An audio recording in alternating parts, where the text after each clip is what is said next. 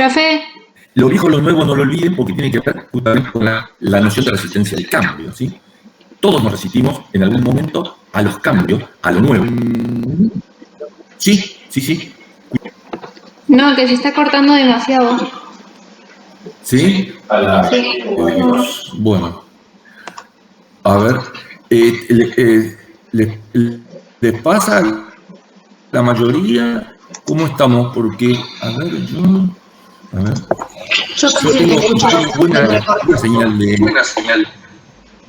Yo también te escucho entrecortado. Sí, Facu, se parece corta un poquito entre las palabras, pero bueno, en general igual se está grabando, así que se escucha, pero por ahí se cortan algunas palabras.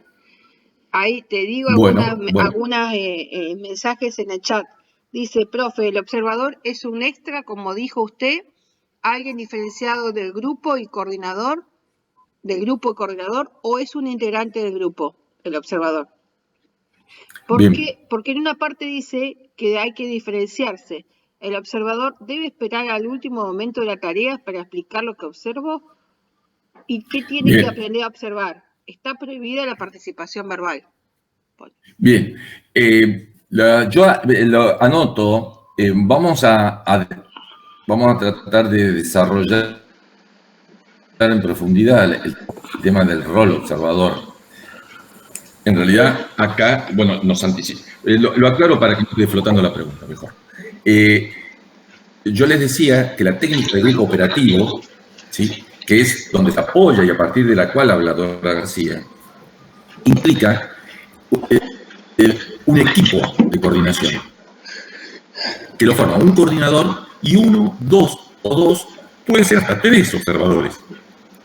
Esa, la constitución del equipo puede variar, incluso puede haber 2 coordinadores, un coordinador y un co-coordinador. Esto depende de cómo se organiza, qué tipo de trabajo va a desarrollar el grupo y qué tipo de objetivos se plantean también desde el equipo de coordinación.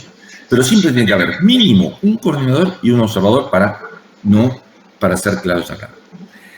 El observador, tanto como el coordinador, no forman parte del grupo. ¿Sí? Son roles, lo que se denomina roles o funciones. Por eso yo acá prefiero hablar de función, para no confundir después con los roles que vamos a hablar que surgen del proceso grupal. El coordinador y el observador no surgen de un proceso grupal, están prescriptos. Se le denomina roles o funciones prescriptas. ¿Sí? Prescriptas, ¿por qué? Y por quien fija el encuadre. Supongamos, el grupo operativo era parte de la metodología de trabajo en la Escuela de Psicología Social. Entonces, la organización, ¿sí?, la Escuela de Psicología definía quién coordinaba tal grupo y quién observaba tal grupo. O sea, no lo elegía el grupo al coordinador, ¿sí?, ni al observador. ¿Está claro? Eso es fundamental, ¿sí? Fundamental, sobre todo, que muchas veces lo nombramos como rol coordinador, rol observador, y nos podemos confundir, atención acá, nos podemos confundir con los 4 roles básicos, que es una cosa totalmente diferente. ¿Por qué? Porque los 4 roles básicos surgen a partir de un proceso grupal, de esto que estamos hablando, a partir de la interacción y de cómo se da la dinámica hacia el interior del grupo. ¿Alguna duda sobre esto? Digo, porque ya que apareció, tratamos de responder al toque, ¿sí? Vamos a volver sobre esto. Profe, una pregunta. Quiero justamente...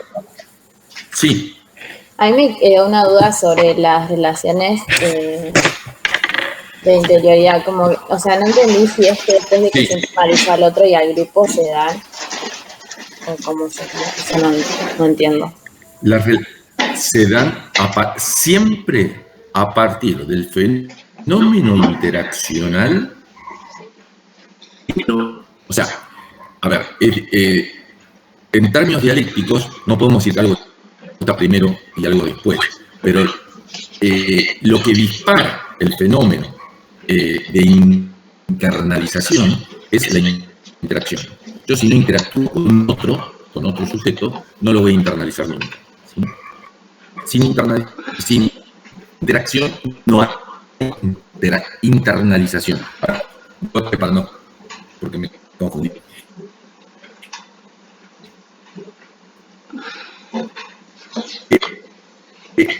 No hay internalización, o sea, hacer interno a un otro, o sea,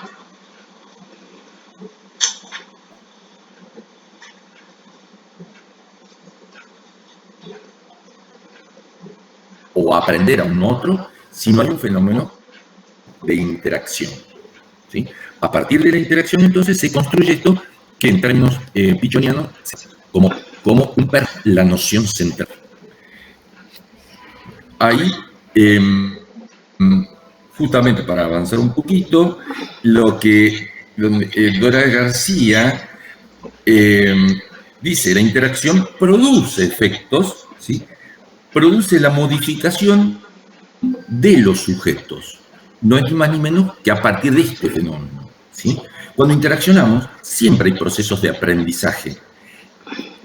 Una de las cuestiones que aprendemos, ¿sí?, que incorporamos y que nos modifica internamente, es esta idea de internalizar a cada una de esas otras personas, desde su forma de hablar, desde su aspecto físico, desde su forma de vestir, desde cómo participa en el grupo. Todo ese combo que es, imagínense que eso se multiplica por cada uno de los otros miembros del grupo, se hace una madeja, por eso se habla de red vincular, ¿sí?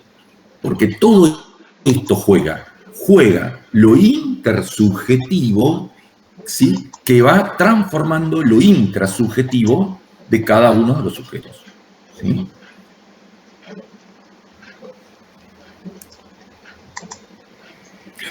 Ahí, Antonella, la pregunta sería, leo del chat, ¿sí? ¿Las relaciones de interioridad después que internalizo al otro? Sí, siempre, ¿sí? Si no hay internalización de un otro, no hay posibilidades de relaciones de interioridad. Lo que sucede es que siempre que interactúo con un otro, se va a generar esta dinámica, ¿sí?, de relaciones de interioridad. Por eso que las relaciones interpersonales son tan complejas, ¿sí? Porque no es solamente lo que el otro dice. Vamos a dar una vueltita de confundir, pero si lo pensamos entre dos sujetos, el fenómeno interaccional, cuando decimos dos sujetos, te quiere decir que en una situación grupal esto se multiplica por los miembros del grupo, ¿sí? Entonces, yo me comunico con un otro, pero en esa comunicación no es solamente el mensaje de un emisor que recibe un receptor, sino que hay ese receptor, ¿sí? Primero, si yo me analizo como emisor, primero yo tengo incorporado a ese otro. Ya vengo hablando, entre comillas, ya vengo en una relación con ese otro.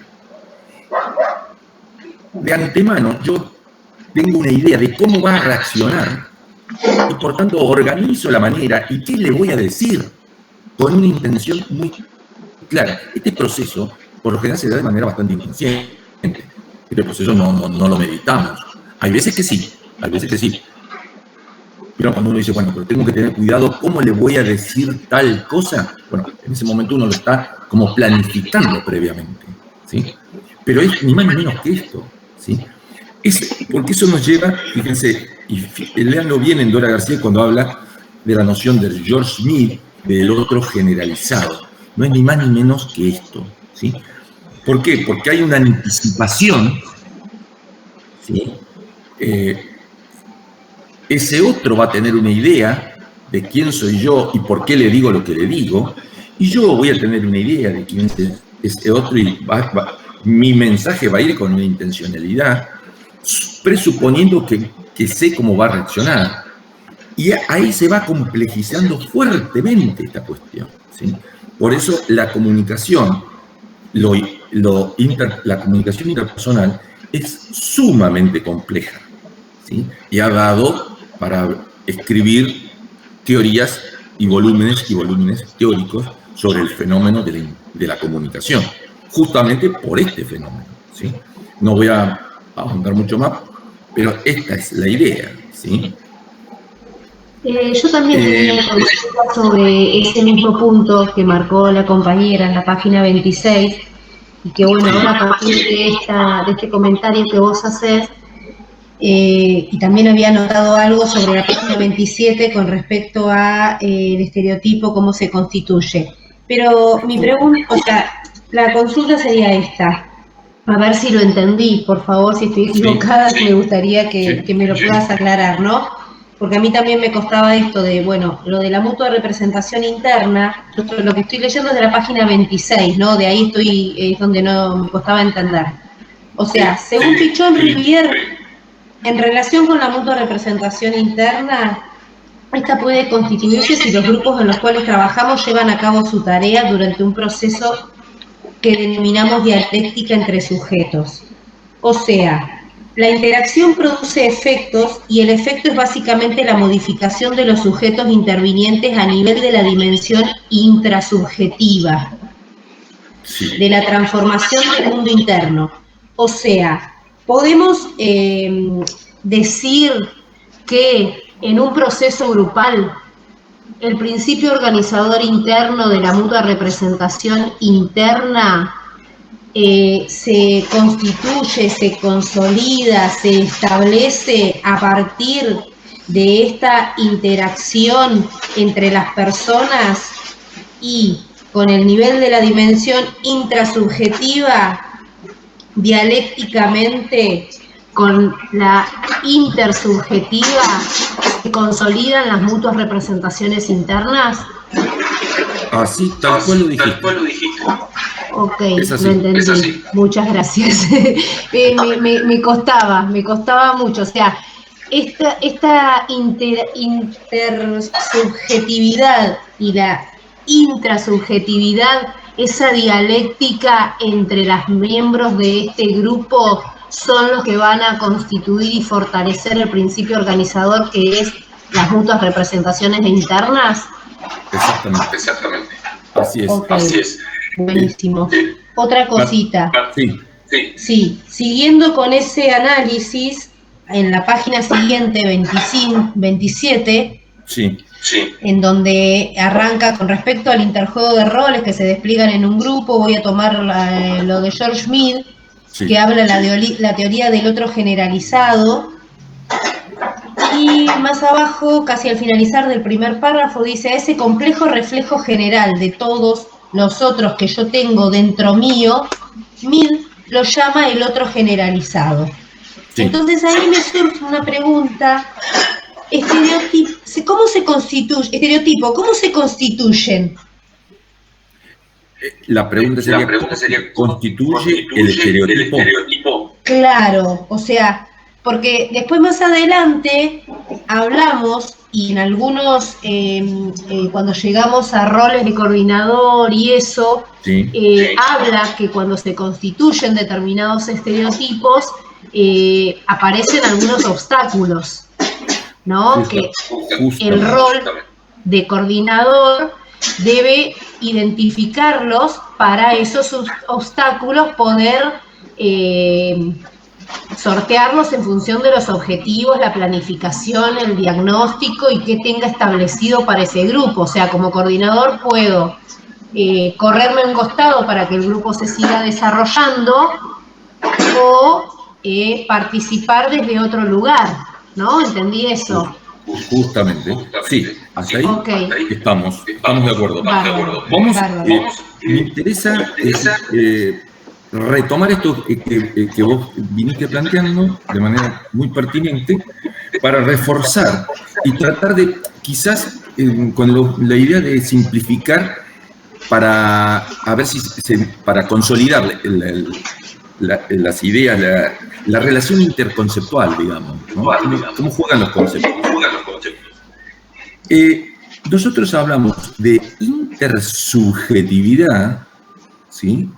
En la medida que se despliega la intersubjetividad, se despliega a partir de la interacción, ¿sí? Justamente porque interaccionamos, porque entramos en una acción entre sujetos. Eso despliega mi subjetividad con la subjetividad del otro.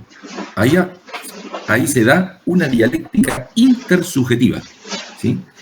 Esa dialéctica intersubjetiva me va a transformar, me va a cambiar, me va a modificar mi mundo interno, o sea, lo intrasubjetivo.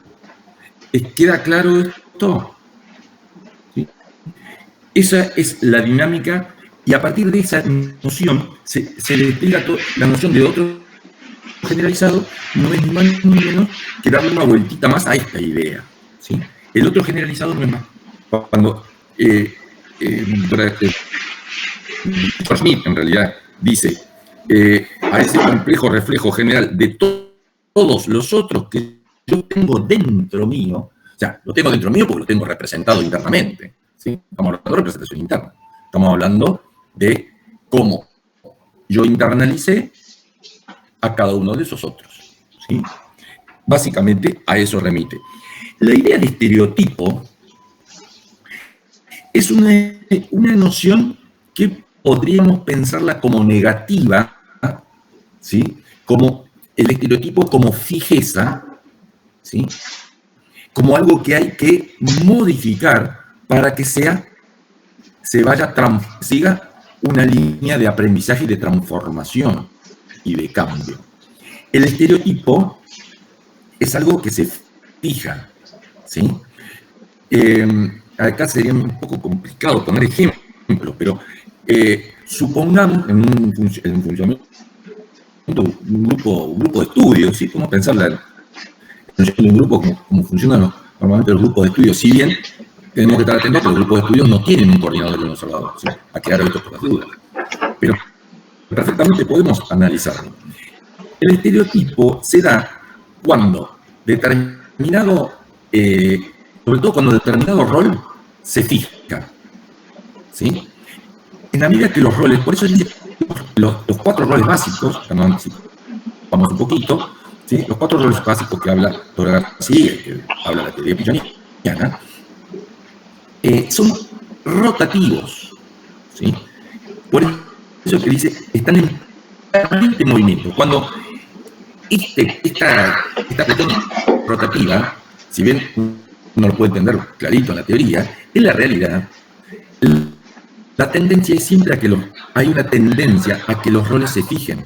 Sobre todo, de ahí aparece esta idea de líder, por ejemplo. La idea de líder, la noción que nosotros tenemos cuando hablamos de un liderazgo, eso sería un rol, el rol líder, definido por Pichon, pero de manera estereotipada, ¿sí? Porque siempre va a estar en la misma persona.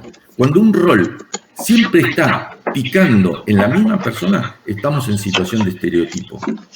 Esto es contraproducente, esto es negativo, ¿sí? A la dinámica grupal, al proceso grupal, sobre todo porque paraliza o demora o detienen los procesos de aprendizaje. Cuando hablamos de aprendizaje, estamos hablando siempre de apertura, de adaptación activa a los cambios, ¿sí? Por eso la noción de estereotipo aparece como negativa si pensamos en proceso grupal, si pensamos en procesos de aprendizaje. No sé si queda clara esta idea. Nos adelantamos un poquito, ahora vamos a referirnos específicamente a los roles, ¿sí? Pregunto, no sé si está claro, así avanzamos. Sí, acordate que habían planteado el tema de los vectores, ¿te acordás, María Elena? Vectores, sí. Entonces, vamos, la idea es para que justamente sigamos en este trabajo, ustedes váyanlo más o menos siguiendo. Estamos en la página 27 de cuando Dora García habla de George Smith y de otro generalizado. Dejo para la lectura, yo no profundizaría más de lo que ya hemos dicho. Ahí sí destaco una cuestión cuando habla la idea del lenguaje, la palabra, ¿sí? y la mirada de ese otro. Ahí hace todo un desarrollo. Dora García, refiriéndose a Jean-Paul Sartre,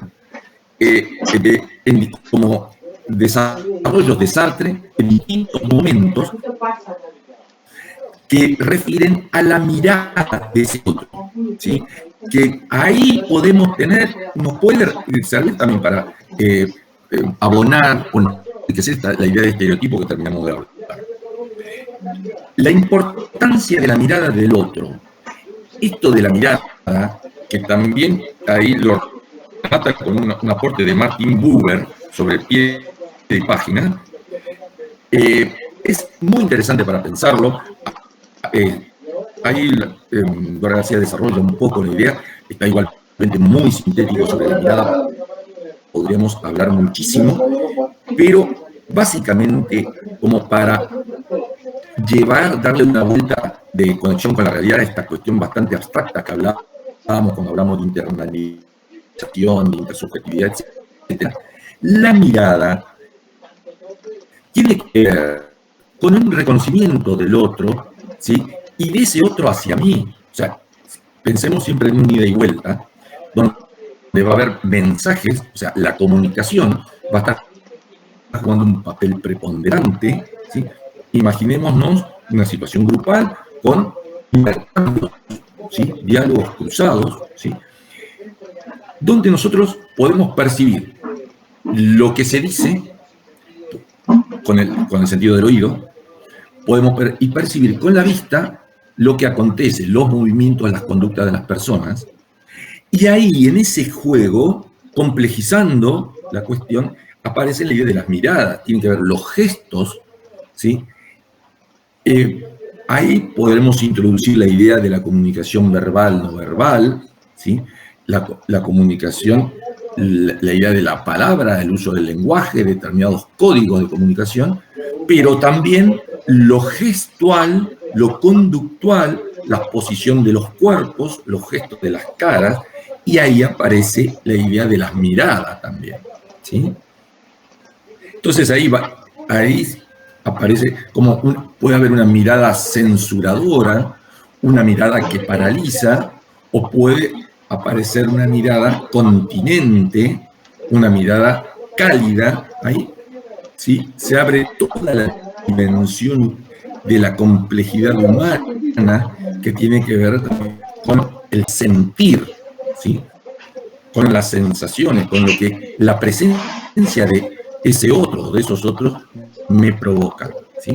Pero como muchas veces hay gente que habla mirando al piso, no mira los ojos, otras personas que tienen, uno puede reconocer, decimos tiene una mirada muy fuerte, una mirada penetrante, ¿sí? Ahí está en esa dimensión. Esto nos da yo creo que sirve también como ejemplo para cuando hablamos de lo subjetivo. La mirada que para alguien puede contener, a otro lo puede paralizar, ¿sí? ¿Se entiende? O sea, esto es algo para irlo entendido de manera muy, muy dialéctica, con mucha dinámica, digamos, ¿no? En la medida que algo que nos fija en algo, o que nos quedamos con una mirada, etc., aparece esta idea de este tipo, casualmente. Bien. Martin Buber casualmente introduce la idea de dice que cuando se da una verdadera relación yo-tú, ¿sí? Cuando consideramos al otro como un otro, se abre la posibilidad de un intercambio. Hay una cuestión, un detalle muy importante. Voy a decir, ¿para qué dice esto? Es lógico, si yo soy yo y el otro es otro. Sí, pero no es así. Sí, pero no es así. ¿Por qué? Porque de pronto este yo-tú no es tan claro cuando hay procesos justamente de intersubjetividad y de identificación cruzada, ¿sí? De pronto, ¿vieron cuando uno dice lo que le pasa al otro es como que me está pasando a mí? Esas son situaciones de indiscriminación, ¿sí? Del sentir del otro es como que lo siento yo, o lo que siento yo es como que lo siente el otro. Entonces, lo que plantea Martin Buber es tener una clara discriminación, atención a la palabra que puede connotar feo, la discriminación, pero la discriminación es una función necesaria, ¿sí? Como diferenciación, como diferenciarnos lo mío de lo del otro, diferenciar el yo, mi yo, de el tú. A esto refiere Martin Buber. Esto, ustedes seguramente, todos tenemos experiencias grupales y seguramente tienen, sobre todo en los grupos de amigos, los grupos que son bastante intensos de intercambio, se produce mucho esto de la indiscriminación. Y muchas veces, función y cuestión del coordinador es buscar que los miembros del grupo se vayan discriminando del otro, que no sea toda una masa, somos todos iguales, somos todos igualitos, nos queremos mucho, nos amamos. Estos discursos muchas veces, que parecieran muy positivos, pueden estereotiparse, pueden generar parálisis en los aprendizajes, ¿sí? Porque todo lo que sea cambio se ve como atentar contra esta unión fantaseada, ¿sí? Esta indiscriminación. Bueno, yo justamente ahí me gustaría comentar algo, porque últimamente, en estos últimos años, participo de varios grupos y a partir de ahora, de haber estado leyendo esto y poder analizar este material teórico, podía ver, yo participo en grupos de nadadores y grupos de trekking, y con el grupo de nadadores, esto de la discriminación, justamente se vio y se establecieron diferentes subgrupos, porque la agrupación arranca como un grupo de iniciación al NAF, que son nadadores de aguas frías, ¿no? Entonces, al principio arrancamos todos con la misma, digamos, el mismo objetivo o la misma necesidad, introducirnos al mar, aprender a usar el traje de neopren, a nadar con esta temperatura, bueno, todo eso.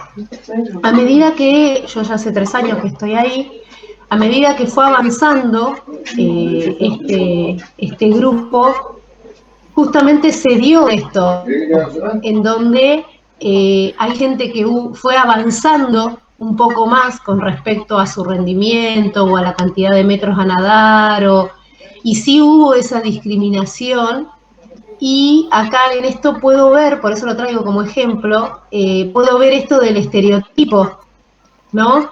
Y cómo este estereotipo en algún momento frenó el avance de aquello que de repente el interés iba avanzando en cuanto a la cantidad de metros a nadar. ¿Puede ser eso? O sea, ¿está bien la lógica de análisis? Sí. Entonces, a ver, sí. Sobre este ejemplo así, muy concreto que vos planteás, puede servir para pensar algunas de las cuestiones que venimos diciendo y las que vamos a seguir desarrollando. Y si podría pensarse, habría que ver, para estudiar ese grupo que vos comentás, habría que ver justamente cuántos son, cuántas veces se encuentran, cuánto hace, que vos decís 3 años, ¿sí? Por ejemplo, habría que ver cuántas personas llevan 3 años participando, cuántas se han incorporado nuevas, cuántas al año, a los 2 años, ¿sí?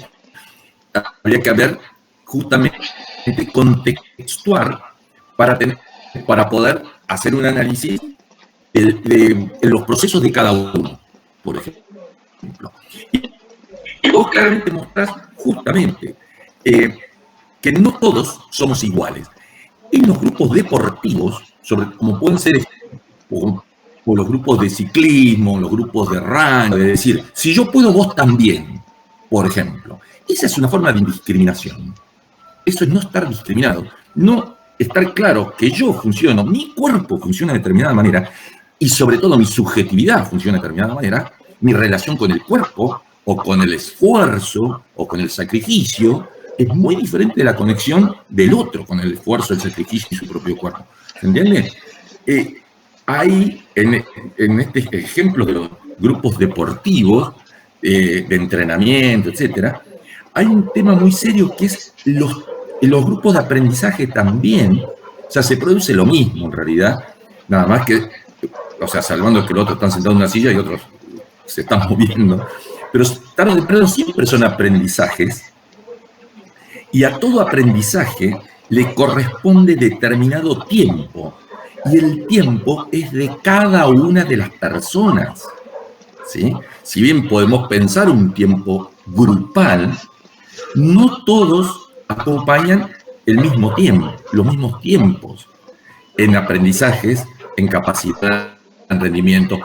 Es más, vos, por ejemplo, nombrabas que algo estaba interesado en cantidad de metros, quizá a otro le interesa, adaptarse mejor al frío, o qué sé yo, o aprender o perfeccionar determinada brazada, determinado movimiento, y no tanto los metros.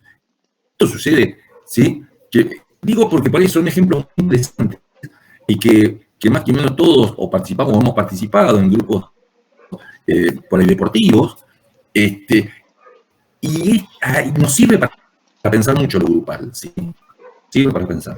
No sé si alguna otra cosa sobre esto, o surge alguna duda. Me parece interesante acá, porque abrimos una conexión con la realidad que es muy operativa, ¿no?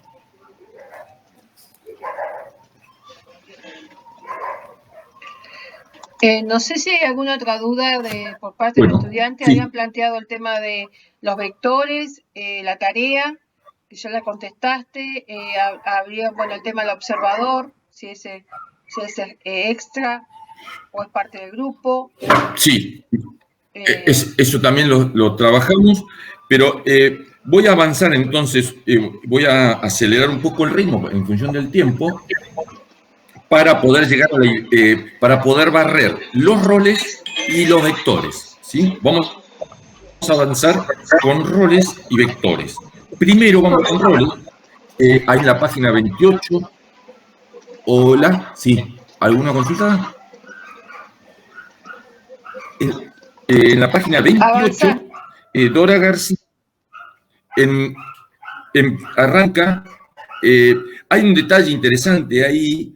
Fíjense, al inicio de la página 28, Dora García habla sobre, nosotros ya hemos hablado, incluso cuando tomamos Ansiú, y creo que en Amelia Delano también, hablamos de esta fantasía, de estos miedos, de diluirnos, de perder la identidad en un grupo. Bueno, acá Dora García retoma esta idea también, ¿sí? Y dice, esto lo dejo también para su lectura, pero que en realidad la interacción, cuando nos subimos, nos integramos en un proceso grupal, ¿sí? Lo que se pierde es, en cierta forma, el individualismo, ¿sí? Pero en esa pérdida del individualismo, justamente es útil para el aprendizaje, para el desarrollo personal, ¿sí?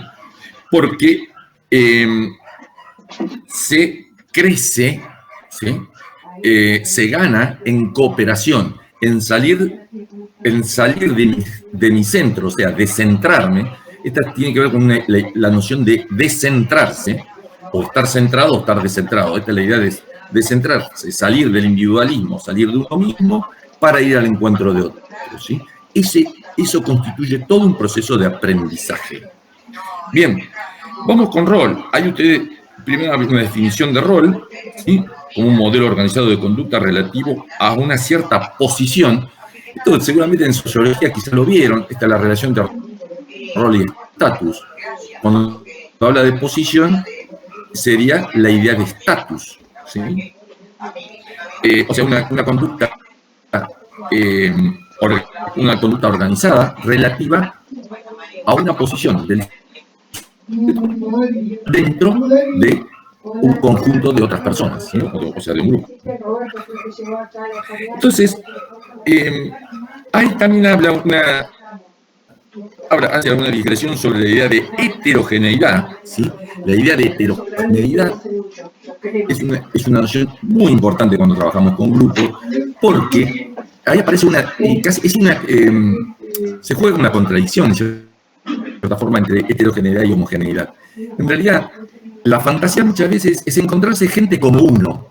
Cuando la fantasía de la gente como uno tiene que ver con pretender que los otros piensen y hagan lo mismo que yo. O sea, una fantasía de homogeneidad, ¿sí? Muchas veces, cuando trabajamos, participamos de grupos, que seamos todos iguales, ese sería el ideal. Cuando en realidad, si esto fuera así, se lograra el ideal, imposible de alcanzar, obviamente, pero si se lograra, sería algo totalmente aburrido y de aprendizaje cero. El aprendizaje será justamente a partir de las diferencias. Cuando somos diferentes, reconocer al otro justamente como diferente a mí. Esta es la esencia de la heterogeneidad y es lo que habla y lo que remite y posibilita los procesos grupales, las dinámicas grupales y por tanto los procesos de aprendizaje. O sea, la heterogeneidad es fundamental y es en realidad lo real, lo que aparece en el mundo real, el mundo externo, es la heterogeneidad. Somos todos diferentes, ¿sí? Estas diferencias también hay que transpirarlas, genera grandes dificultades, genera conflictos, hay que trabajar las diferencias, etcétera, etcétera. Pero a la medida que se avanza y se trabajan las diferencias, se produce aprendizaje, ¿sí? Digo esto para dar una vueltita ligera a lo que plantea Dora García. Pillon Rivera habla de cuatro. A mí me quedaba con esto de lo que significa que a mayor heterogeneidad entre los integrantes, mayor homogeneidad se logra en la productividad del grupo y en la realización de la tarea. Eso lo había marcado como algo importante con respecto a esto de la heterogeneidad, ¿no? Justamente. Lo que falta ahí, sí. Porque como lo dice Dora García, está bonito. Sí. Pero si vos remitís a tu experiencia, por ejemplo, del grupo que comentabas, las diferencias no son tan felices. Hay que aguantarse a otros diferentes a uno, ¿no? Sí, totalmente. Que eso es lo que hace que uno se sostenga o no en un grupo. Hay momentos que esas diferencias me superan mi tolerancia. Y esto genera mucho rollo. ¿Sí? Digo esto porque la realidad es esta. Esa cosa es muy bonita, es decir, la heterogeneidad, la productividad, la homogeneidad de la tarea, sí, todo hermoso. Pero no es nada sencillo, ni nada que no se logre sin transpirar mucho la camiseta, diría Pillon, ¿sí? La metáfora de transpirar la camiseta es algo que se utiliza mucho en psicología, en la jerga de la psicología social, en el trabajo en los grupos operativos. O sea, alguien con la camiseta, ¿sí? Es alguien que pertenece al grupo, que transpira porque le interesa al grupo, y coopera y contribuye, ¿sí? En el proceso grupal. Transpira la camiseta porque no es sencillo, nunca es sencillo. Sí, yo lo que vi en estos casos, en estos grupos en los cuales participo, lo que sentí yo siendo parte de este grupo es la seguridad y la tranquilidad. Por ejemplo, también participo de un grupo de buceo y la importancia del otro en cuanto a mi seguridad realizando esa actividad hace que a mayor homogeneidad podamos interactuar más tranquilos, más seguros, más protegidos. A ver si me entiende la idea. Por ejemplo, no se me ocurre nunca ir a la costanera y meterme a nadar sola. Si busco un grupo de gente para ir, y si bien no todos nadamos al mismo ritmo, pero no importa, relego eso de no todos nadar al mismo ritmo porque vamos todos juntos realizando esa actividad en donde nos cuidamos, nos ayudamos y nos brindamos esa seguridad que necesitamos cuando nos mandamos a nadar mar adentro. Y básicamente o sea, esto sería, mire, a partir de lo que planteas, estaría buenísimo sentarnos en círculo y poder, ¿cómo diríamos?, pensar entre todos este tema. Por ejemplo, está la idea de seguridad a partir del apoyo mutuo, ¿sí? Estaría buenísimo, sería muy interesante como aprendizaje para todos. Digo esto porque me genera toda una cuestión, un deseo de poderlo dedicarle un tiempo para charlarlo en profundidad. Lamentablemente, una vez más, no nos dan las posibilidades, no nos da el encuadre, fíjense el detalle, no nos da el encuadre. Pero es así tal cual vos lo decís, María Elena. Esto que vos comentás, que es de un grupo de acción, digamos, ¿sí? donde es el eje de la tarea, casualmente, es la construcción de habilidades, la incorporación de habilidades físicas para moverse en el agua, vamos a hacerlo básico, como podría ser cualquier otro grupo que tiene como objetivo adquirir destreza física, etc. Lo del apoyo mutuo está siempre presente, con diferencia, depende, en el caso de estar flotando en el agua, obviamente que la seguridad tiene mucho que ver con el apoyo mutuo, ¿sí?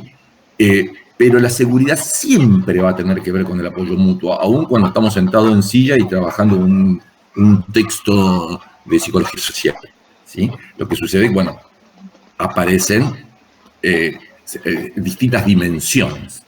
Pero ahí estamos hablando de cooperación, ahí estamos hablando de otro generalizado, ¿sí?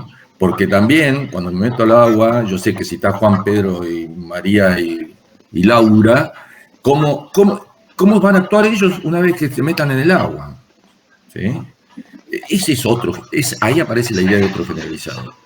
¿Sí? Si hay realmente interacción, ahí se va construyendo lo que aparece desde el sentir como el que los conozco a los otros, me interesan esos otros, ¿sí? Detrás de ese sentimiento está la idea de mutua representación interna, ¿sí? No puede haber un sentimiento respecto de alguien que yo no conozca. Y cuando digo conozco, lo tengo incorporado. Digo esto como para que nos sirva para tratar de bajar a tierra un poco estas nociones que por ahí son un poco abstractas y que de pronto parecieran dificultosas de entender, pero tienen que ver con la dinámica permanente de interacción que tenemos. Sí, lo preguntaba desde el ejemplo que vivo justamente para poder entenderlo. Esto que decís vos es así, o sea, si uno no lo, o sea, hay cosas que me cuestan entenderlas y por ahí haciendo un paralelismo y analizando los grupos en los que uno participa, puede ver estas cuestiones teóricas, entonces las podés entender un poco mejor. A mí me resulta muy práctico, muy pedagógico poder leer los materiales y mirar y analizar los grupos en los que participo. Participo en varios grupos y bueno, se dan dinámicas diferentes y hay diferentes formas, pero bueno, está muy bueno poder estudiar, o sea, incorporar la teoría para después poder mirarla en donde uno interactúa y es parte. Claro, por eso decía que justamente uno podría ser un poco tipo taller casualmente, cruzando experiencias de los distintos grupos en los que seguramente cada uno participa, o que participó, para justamente rescatar y hacer justamente este tema, que no es ni más ni menos que operativizar los conceptos, bajarlos a tierra, ponerlos en cuestión de realidad, ¿sí? Y de experiencia, traducir algo que es teórico, abstracto, en vivencia, ¿sí? Sería lo ideal poderlo hacer de manera... pero bueno, igualmente me parece muy potente que vos traigas esta experiencia y que me imagino que a todos los que están escuchando, por ahí le va sirviendo también.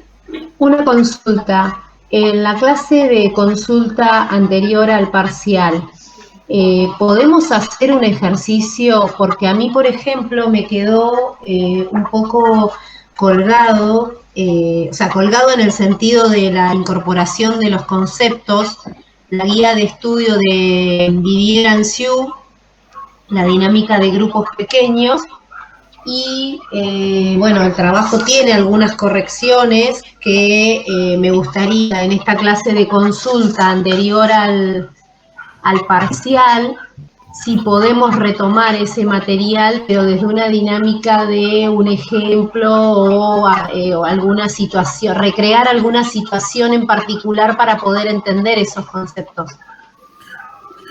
Sí, la idea es poderlo hacer. No sé si nos va a permitir los tiempos y esta dinámica de trabajo, pero sería fantástico poderlo hacer, porque esa sería la idea. Así que traerlo nuevamente apenas podamos arrancar el jueves. Bárbaro, gracias. Avanzamos rápidamente. John Rivière habla de propone 4 roles básicos. Ese es el título teórico, ¿sí? Los 4 roles básicos. Como el otro título va a ser vectores del cono invertido, ¿sí? Digo esto para ordenarnos, porque incluso por ahí Dora García no puntualiza las denominaciones de estos sistemas teóricos, ¿sí? Y de pronto es interesante marcarlos. Entonces, ahí muy interesante revisar. Yo les voy a dar una pincelada general tratando de ir a lo esencial de cada rol, ¿sí? Y ustedes ábranlo a partir de la lectura. Claro que hay algunos casos que por ahí, como lo plantea Dora García, pueden presentarse para la confusión. Los roles, al ser 4, imagínense la diversidad, la complejidad, y a partir de esto que traía María Elena, una experiencia concreta, la complejidad que se despliega en la diversidad de posibilidades de trabajo grupales, ¿sí? Entonces, de pronto me decía, bueno, pero 4 roles, ¿no? Como que resulta un poco. Ahora, en realidad, estos 4 roles son sumamente dinámicos, muy instrumentales, y nos sirven para abrir, ¿sí?, ciertas líneas de interpretación, ¿sí?, para hacer lectura. Estos roles siempre, insisto, en todo grupo, por más diverso que sea, o que tenga la tarea más descabellada que a ustedes se les pueda ocurrir, siempre van a estar presentes, ¿sí? Porque tienen justamente, por eso son básicos, porque tienen una dimensión universal, ¿sí? Obviamente que va a haber grandes diferencias en las manifestaciones, cómo se van a presentar estos roles, pero estos roles siempre están presentes, ¿sí? Esto no quita ni descalifica otros enfoques, ustedes lo tenían a medida del ano, hablaba de Ben y Shett, que son autores norteamericanos, que yo por lo menos no comparto mucho ciertos enfoques de las escuelas norteamericanas, pero que no dejan de ser útiles también para pensar, ¿sí? Nosotros nos apoyamos en los 4 roles básicos porque es nuestro eje teórico. Digo esto porque hay muchos otros aportes al respecto, ¿sí? Entonces, yo voy a desarrollar los 4 roles básicos partiendo de 2 roles, ¿sí?, que se balancean en cierta forma, que son el líder y el chivo emisario, ¿sí? ¿Por qué? Porque el líder, atención con este rol, por favor, pongan mucha atención, traten de correrse de todas las ideas que uno arrastra cuando habla de liderazgo, como aquel que lleva adelante, que hace punta, que tiene la voz cantante, que es el que más participa, que es el mejor visto por... ¿Se entiende? Acá, la idea de líder, Pichon justamente revoluciona en cierta forma cuando plantea esta noción de líder, porque no es un rol, se corre de la idealización del líder, ¿sí? Que otros autores de la sociología, sobre todo, se idealiza esta idea de líder, del liderazgo, porque se busca permanentemente la formación de líderes, etcétera, etcétera. Esas nociones son bastante alejadas de cómo nosotros definimos el rol líder, ¿sí? Primero y fundamental, el rol líder tiene que ver con un proceso grupal, ¿sí? Los roles surgen. Esto no lo plantea demasiado claramente Dora García, la noción de verticalidad y de horizontalidad. Ustedes tienen los dos ejes cartesianos, ¿sí? Vertical, horizontal. Disculpame, se cortó. Disculpame, se cortó. Verticalidad y horizontalidad. Exactamente. Cuando ustedes lo pueden graficar como ejes, los benditos ejes cartesianos, ¿sí? De vertical, horizontal, describiendo un ángulo de 90 grados.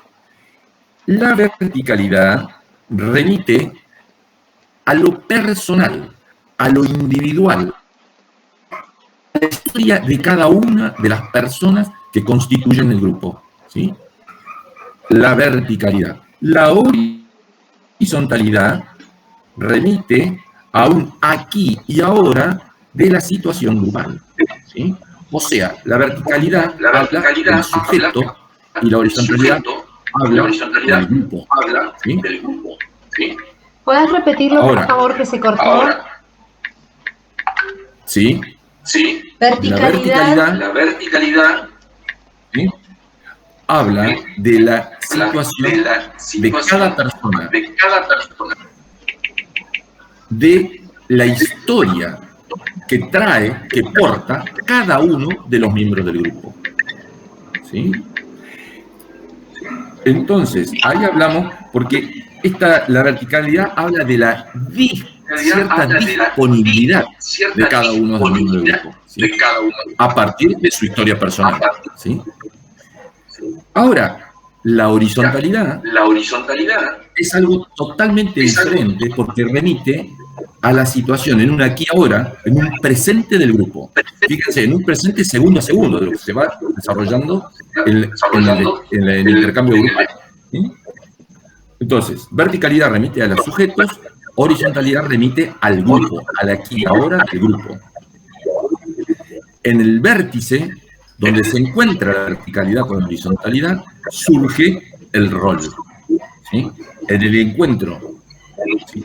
de lo que actualmente está pasando en el grupo, ¿sí? Se cruza con la disponibilidad de cada uno de los miembros, ahí va a aparecer algún rol. Entonces, el líder, recordemos la idea de, cuando uno pregunta cómo surgen los roles en un grupo, de esta teoría decimos que a partir de complejos mecanismos de asunción y adjudicación de roles. Entonces, tenemos dos cuestiones. ¿Quién asume? El sujeto, como singularidad. ¿Quién adjudica el grupo como pluralidad, digamos, como colectivo? El grupo, como un todo, ¿sí? Es el que adjudica, ¿sí? Ahora, ¿cómo entendemos esto? Esto justamente, por algo Pillon dice complejos mecanismos de asunción y adjudicación. Es una trama compleja que va permanentemente de la verticalidad a la horizontalidad y de la horizontalidad a la verticalidad. O sea, en una dinámica compleja, contradictoria, dialéctica entre lo que es colectivo como grupo todo y lo que es singular como cada uno de los sujetos, ¿sí? De esa articulación surge el rol. Entonces, la pregunta es, ¿quién adjudica y quién asume? Adjudica el grupo, asume el sujeto, ¿sí? Esto se da en procesos complejos que por lo general son inconscientes, o sea, no se hacen conscientes, ¿no? ¿Sí? Aparecen de manera implícita siempre, ¿sí? Una consulta, ¿esto que decís estaría acá donde dice en la página 29, todo el complejo mecanismo de asunción y adjudicación de roles en un grupo se desarrolla desde el lugar que cada uno de los miembros ocupa en la red interaccional y en esa red rotan dinámicamente? Exactamente. Eso sería, esa sería la relación dialéctica para el desarrollo y la creación de los roles, o sea, de la asunción y adjudicación de roles. Exactamente. Okay. Fíjense, justamente porque dice complejo mecanismo de asunción y adjudicación. Ahí tenemos una dinámica, un movimiento permanente. Por eso que los roles son rotativos. Esto desde el deber ser, esto desde el ideal, esto pensando un enfoque teórico apoyado en la heterogeneidad, ¿sí? que califica, que pone fichas, ¿sí? Que se plantea como objetivo, pone como objetivo el aprendizaje permanente. Siempre que los roles sean rotativos, el grupo va a estar en funcionamiento. Ahora, la realidad nos indica, acá tenemos que ser muy claros, la realidad nos indica que hay una permanente tendencia, por eso es contradictorio esto. Hay una permanente tendencia a que los roles tiendan a fijarse. O sea, hay una permanente tendencia a los estereotipos. ¿Sí? En la medida que los roles se estereotipan, se fijan, el proceso grupal, todo el proceso grupal, empieza a complicarse, a trabarse, a detenerse, a entrar en líneas de conflictividad, etcétera, etcétera, etcétera. ¿Sí? O sea, la realidad nos lleva a que esta rotatividad, esta dinámica de roles, esté permanentemente en contradicción y esté tendiendo a fijarse, ¿sí? Entonces, las intervenciones del coordinador deben orientarse justamente a que el grupo vuelva a la dinámica y los roles vuelvan a ser rotativos. Ahí, fíjense, estaba mirando justo cuando habla en la página 29, casualmente, del rol portavoz, ahí Dora García habla de lo de verticalidad y horizontalidad. Digo, por si alguno quiere releerlo o revisarlo en el texto, está justamente cuando habla del rol portavoz. Sí, en la página 29. Exactamente, es lo primero ahí. Justamente, como no comparto mucho de cómo Dora García lo desarrolla acá, si bien estamos en la misma teoría, yo prefiero siempre desarrollarlo para que se entienda, porque tiene que ver con la dialéctica, casualmente, con la cuestión contradictoria, definir primero el rol líder y después el rol chivo.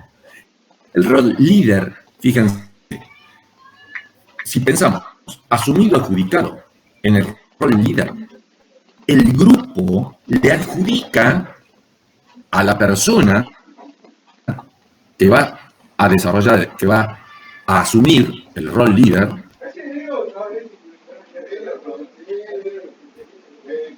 ¿sí? Le adjudica todo lo positivo, lo valorado, lo que al grupo le parece que está bien, que tira para adelante, que contribuye al crecimiento del grupo, ¿sí? Pero fíjense esto muy claramente, no es, o sea, la persona porta desde lo suyo, desde su individualidad, desde su historia personal, con cierta disposición.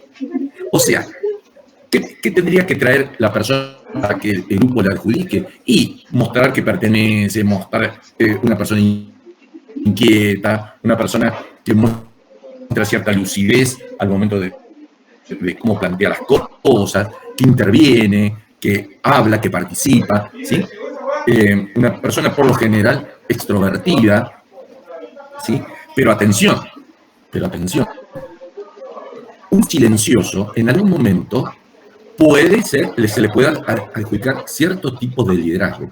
Porque lo cierto es que cuando hablamos de liderazgo, no todos los liderazgos son iguales. Por ejemplo, en los grupos, digo esto para pensar en los grupos, en realidad, hay gente que lidera desde el humor, hay gente que lidera desde de ser muy contundente con la tarea, que son los líderes de la tarea, tratan siempre de llevar al grupo a centrarse en lo que estamos haciendo y no distraerse.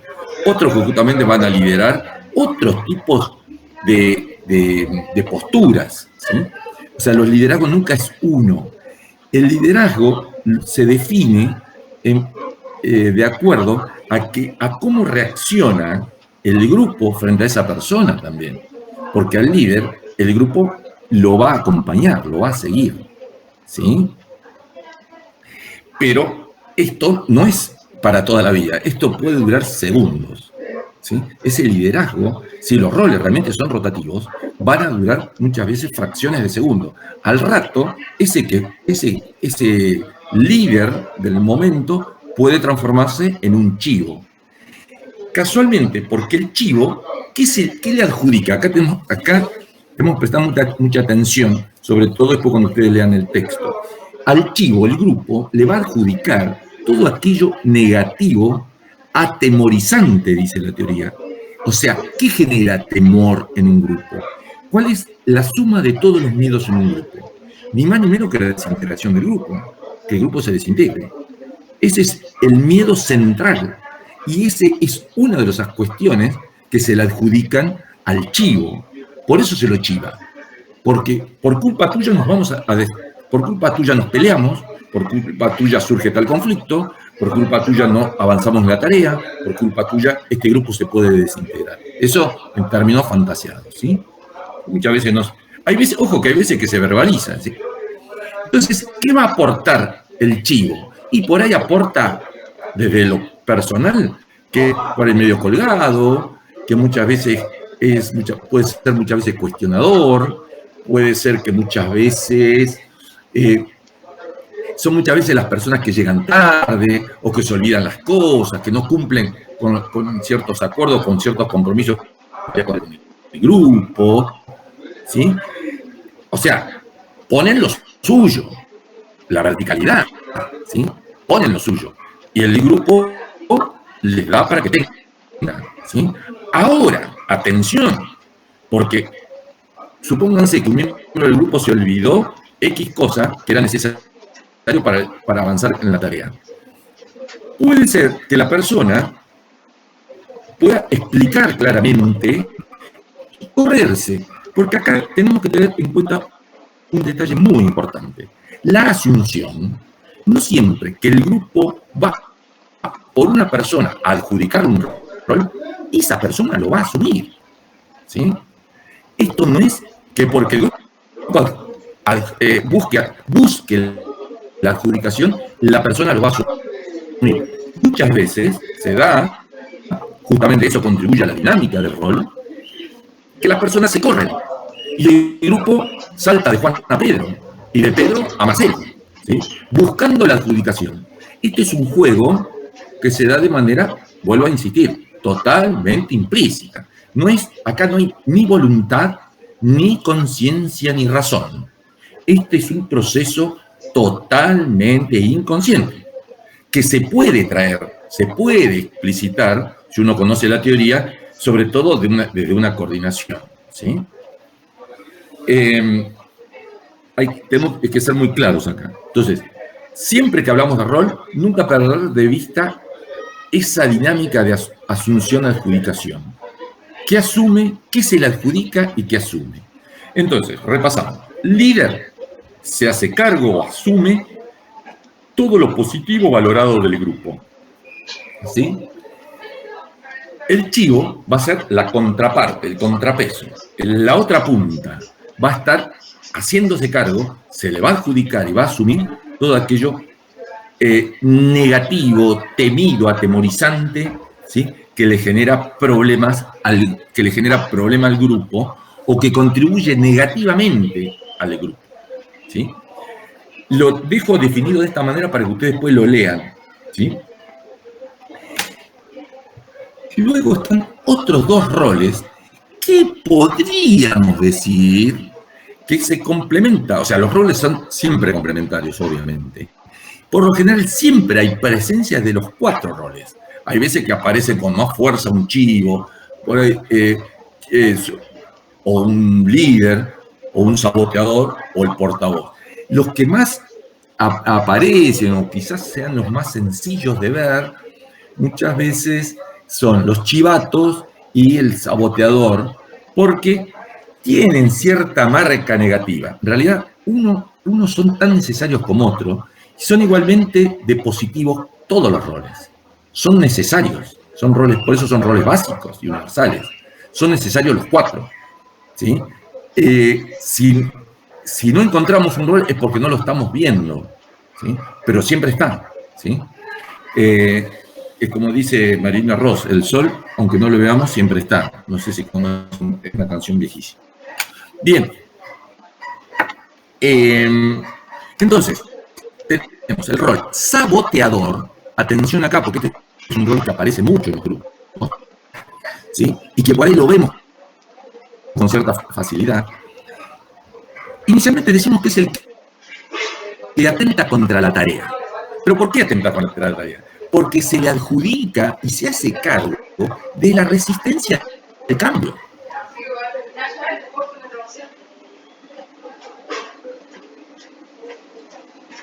Este rol, cuando aparece en el grupo, muchas veces siempre tendemos a mirarlo desde la individualidad, como que es el cabrón de la película muchas veces. ¿Sí? Digo el cabrón porque es el que, como va a sacudir, va a sabotear la tarea, casualmente, va muchas veces desplaza, saca al grupo de la tarea explícita. Si estamos cierto, va a ser por ahí que propone, che, qué pesado este texto, o sea, no me banco más la psicología social, hagamos otra cosa, ¿por qué nos pidimos otra cosa? ¿Para qué nos reunimos? ¿Por qué estamos perdiendo tiempo acá? Cada uno pelea lo suyo. ¿Se entiende? Pero, ¿por qué lo hace? Porque es malo, porque es un insufrible. Puede tener algunas cuestiones de su personalidad, de su historia personal, que lo hagan quizás un poquito más o menos insufrible. Pero lo hace, lo que dice y lo que trae al grupo es, ¿sí?, adjudicado por el grupo. ¿Sí? O sea, esa resistencia al cambio no es de él, o no es exclusivamente de él, ¿sí?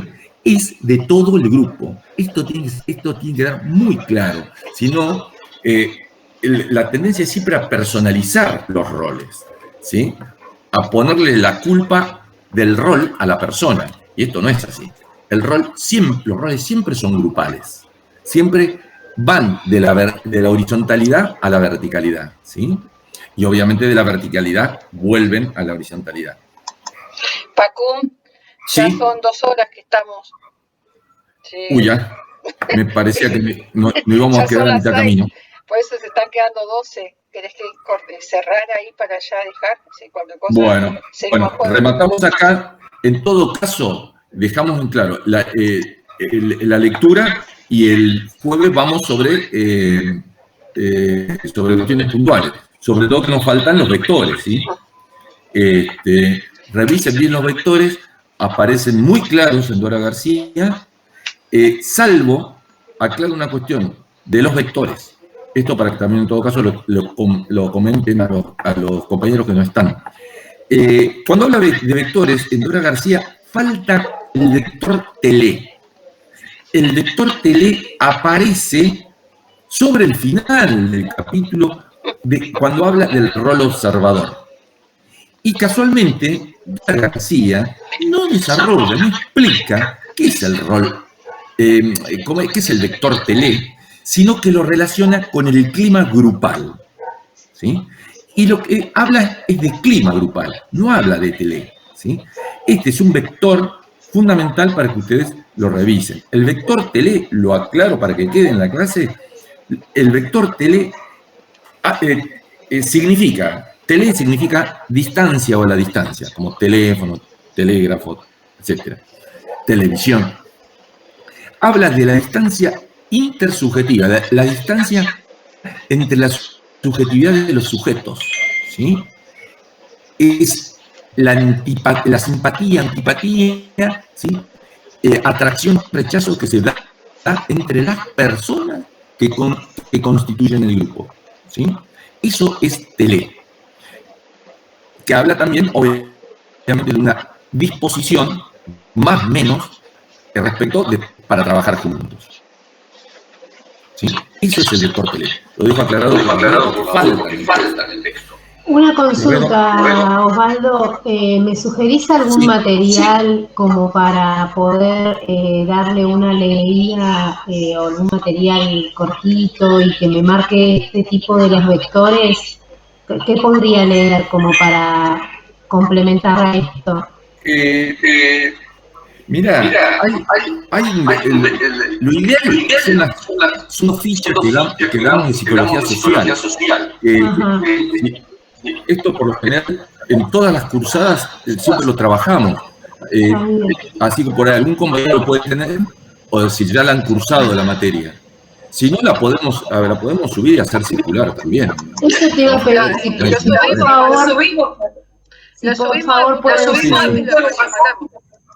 Claro, buenísimo. Así yo lo puedo leer y poder darle esa vueltita a lo de los vectores, que es lo que más me había quedado, que lo podemos tratar la próxima clase, pero me gustaría, si puedo leer algo más que me ayude, como para llegar a la próxima clase con preguntas más concretas, porque tengo otra información encima, ¿no?